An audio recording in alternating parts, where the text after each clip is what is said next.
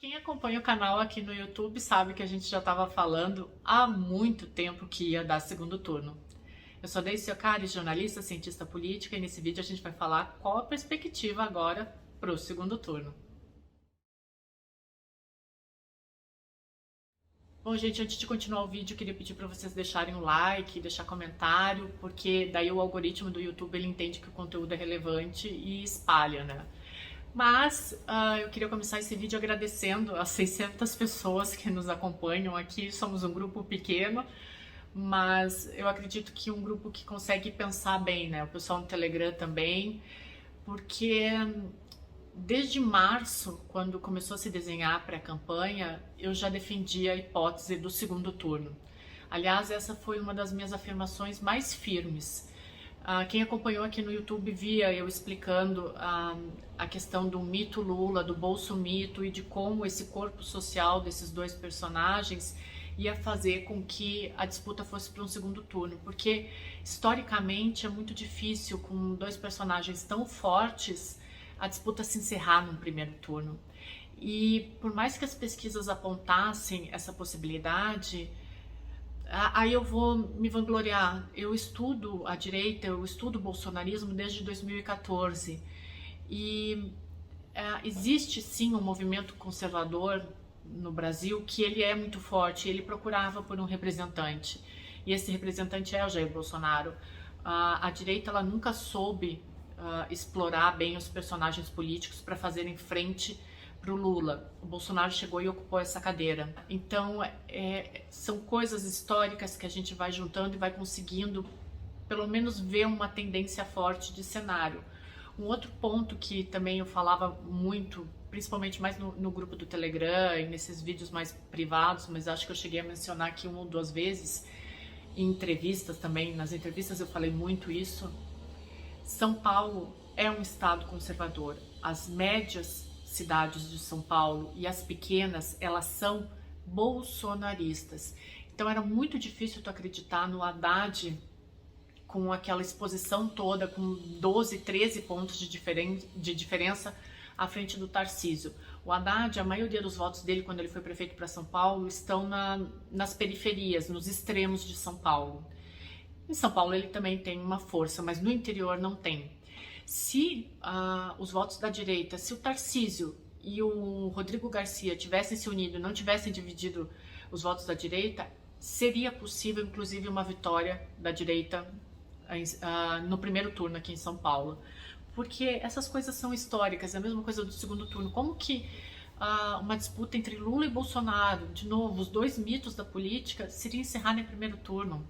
É uma cegueira parcial que não faz sentido, né? É o que o Maquiavel fala, a política é o que é, não o que a gente gostaria que fosse. Eu acho que alguns institutos de pesquisa fecharam os olhos para essa força do conservadorismo brasileiro, para essa força do bolsonarismo. O Sul é bolsonarista, isso se comprovou nas eleições, né? O Centro-Oeste, o setor agro estava fechado com Bolsonaro, né? Mas as pesquisas parece que elas avaliaram somente os votos da esquerda, né? Aqui em São Paulo não teria como ser diferente. Mas o Haddad é o mais tucano dos petistas. Porque tem o Alckmin na Nacional. Mas o eleitor de São Paulo é diferente, principalmente o eleitor do interior. Então esses cenários eles já iam se desenhando e a gente já vinha falando aqui no nosso canal no YouTube, né? Aí eu vou fazer um parênteses assim. Em 2014 eu já desenhava a vitória do presidente Jair Bolsonaro, né? A Ellen Brown escreveu o prefácio do meu livro.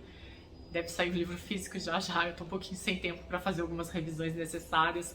Uma querida amiga, Maiara, me ajudou, mas eu preciso colocar mesmo as revisões em prática. Mas no livro a Ellen já falava disso, que lá em 2014 e 2015 a gente já viu o Bolsonaro surgindo para a política. E uma grande parte das pessoas fechou os olhos para esse potencial. E foi o que aconteceu agora. Né? Então, às vezes é muito difícil tu fazer uma pesquisa séria, isenta, e comigo não foi diferente, porque as pessoas ou me chamavam de bolsonarista ou de comunista, mas eu com essas análises eu sigo percebendo que o olhar frio para os números da ciência política, para os dados da ciência política ainda é o melhor caminho. Né? Então eu fico muito feliz de ver que eu não me desviei disso.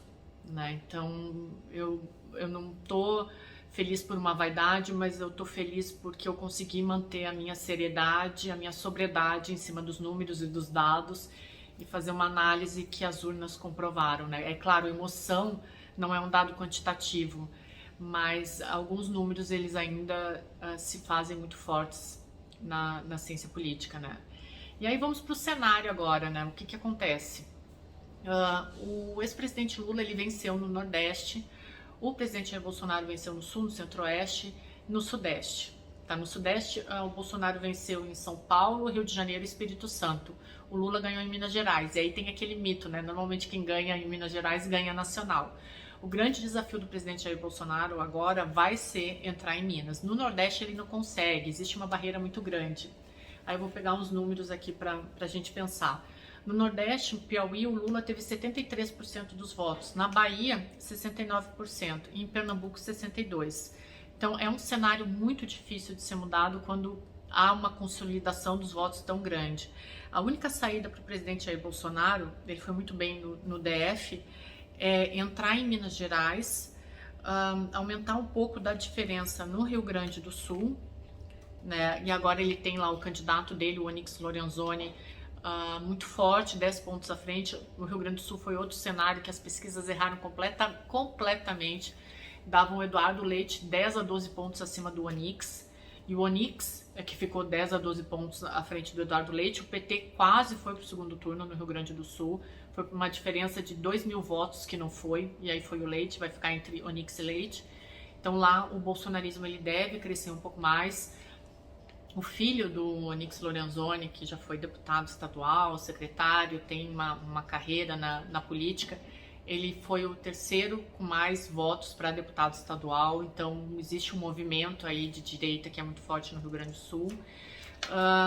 E a única estratégia que sobra mesmo para o Bolsonaro é o Sudeste tirar um pouco dos votos na capital também de São Paulo, né, onde o Lula foi muito bem. O Bolsonaro ganhou 16 capitais, o ex-presidente Lula 11.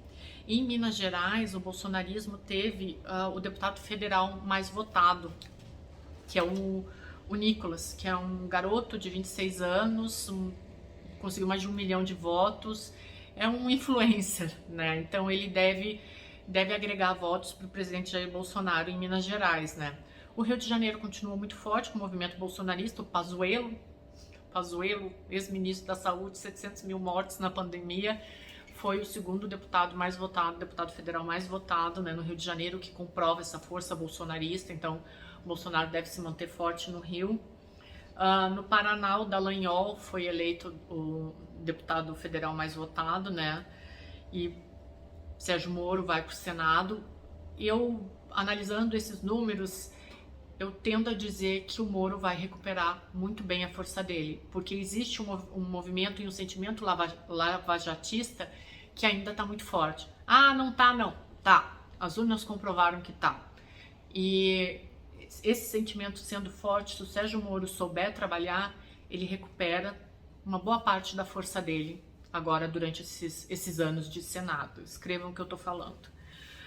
Em São Paulo, o Boulos foi candidato a deputado federal com maior número de votos. A Zambelli e o Eduardo Bolsonaro vêm logo atrás, né? Então comprova também ainda a força desse movimento conservador. Então a gente tem que prestar atenção nisso. Assim, muito se falou nesses últimos meses da morte do bolsonarismo, do enfraquecimento do bolsonarismo. Eu reitero aquilo que eu vinha falando também. A gente vive numa sociedade conservadora, as pessoas só se preocupam consigo, com a sua sobrevivência. As análises que a gente faz, as afirmações que a gente faz, elas são muito subjetivas. O Bolsonaro é um representante desse ser subjetivo, né? A gente tem um grande problema que isso não é só uma característica do bolsonarismo. A gente vive numa sociedade em que o próprio Barack Obama falava, onde a gente não compartilha mais a mesma base de fatos. Então eu consumo informações e eu consumo notícias que corroborem o meu ponto de vista. A gente não está mais aberto para o dissenso. A gente não analisa, não olha com cuidado opiniões contrárias. Isso é o grande ponto. A gente tem feito muita análise política junto com análise moral e a gente deixa de lado os dados frios da ciência política. Então a gente acaba se perdendo no meio dessas análises. campo político, ele é um campo de lutas, ele é um campo de força. E assim, as relações elas só se transformam nessas disputas. De novo, né? É o que é, não o que a gente quer que seja. Então não adianta fazer análises completamente cegas, porque depois vem a dureza das urnas, né? E aí, para finalizar essa reflexão, a gente vai ver agora um segundo turno que ele vai ser trabalhado na rejeição, né? A política brasileira ela tem sido muito de rejeição, então Bolsonaro e Lula devem trabalhar esses sentimentos. A gente vai votar no menos pior. O Congresso, nos próximos anos, o PL elegeu a maior bancada, então vamos supor que o Lula ganhe as eleições, ele vai ter sérias dificuldades para governar. O PSDB mingou, fez 13 parlamentares, se eu não me engano, na Câmara. E a gente vai ver um balaio de gato nos próximos anos. Se a gente já via o Congresso Nacional como um balcão de negócios, agora, com essa fragmentação dos partidos, com essa deslegitimação dos partidos, a gente vai ver isso acontecendo muito mais. Se preparem, porque quem manda nos próximos 4 anos é o Centrão, são alas ideológicas. Vai ser uma negociação do caramba lá dentro, porque a gente está votando cada vez mais em personagens políticos, a gente não vota em blocos ideológicos. Então vai ter que ter uma negociação muito maior. Se o bolsonarismo, se o presidente Jair Bolsonaro entrar, vai ter um pouco mais de facilidade, porque o PL é o maior partido hoje, o PT é a segunda maior bancada, deve haver uma fusão partidária aí do União Brasil, e aí a bancada aumenta, mas vai ficar um balaio de gato.